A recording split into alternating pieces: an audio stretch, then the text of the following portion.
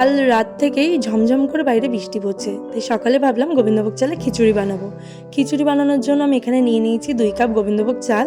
চালটাকে ভালো করে ধুয়ে রেখে দেব। অন্যদিকে গ্যাসে একটা কড়াই বসিয়ে দিয়েছি।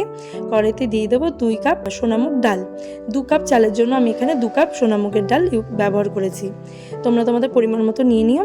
ডালটাকে ভালো করে লাল লাল করে ভেজে নেব। এদিকে একটা বাটিতে ডালটাকে ঢেলে এর মধ্যে দিয়ে দেবো পরিমাণ মতন জল। যেহেতু ডালটা গরম ছিল, গরম ডালের মধ্যে জল দেওয়াতে জলটাও গরম হয়ে গেছে।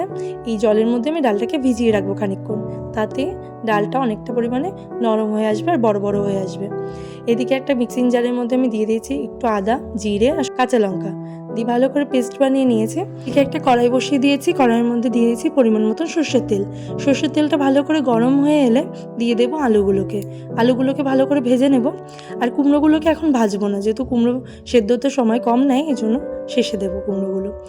সেই তেলে দিয়ে দিয়েছি 2টো তেজপাতা, শুকনো লঙ্কা, একটু জিরে ফোড়ন হিসাবে। আর যে মশলাটা আগে থেকে পেস্ট করে রেখেছিলাম সেটা দিয়ে দিয়েছি। আর দিয়েছি একটু সামান্য জল, হলুদ, লবণ আর একটু শুকনো লঙ্কার গুঁড়ো দিয়ে ভালো করে কষিয়ে এর মধ্যে চালটা দিয়ে দেবো ডালটাও দিয়ে ভালো করে কষিয়ে নেব। তার মধ্যে দিয়ে দেবো এবার আলুগুলোকে দিয়ে ভালো করে মিশিয়ে নিয়ে আগে থেকে আমি পাশে একটা কড়াইতে জল বসিয়ে জলটাকে ফুটিয়ে নিয়েছি। সেই ফুটন্ত জলটা দিয়ে দেবো। এরপর আমি এটাকে কিছুক্ষণ হতে দেবো। এটা যখন প্রায় হয়ে আসবে তখন আমি এর মধ্যে দিয়ে দেবো কুমড়োগুলোকে দিয়ে ভালো করে নাড়িয়ে চাড়িয়ে যখন এটা একদম হয়ে আসবে তখন দিয়ে দেবো পরিমাণ মতন মিষ্টি আর একটু পরিমাণে ঘি দিয়ে ভালো করে নাড়িয়ে চাড়িয়ে নামিয়ে ফেলবো। ব্যাস রেডি আমাদের গোবিন্দভোগ চালের খিচুড়ি।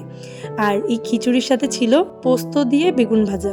গরম গরম খিচুড়ি তার সাথে পোস্ত দিয়ে বেগুন ভাজা, বিষয়টা পুরো জমে গেছিলো। যদি হতো এর সাথে একটু ইলিশ মাছ ভাজা তবে মন্দ হতো না।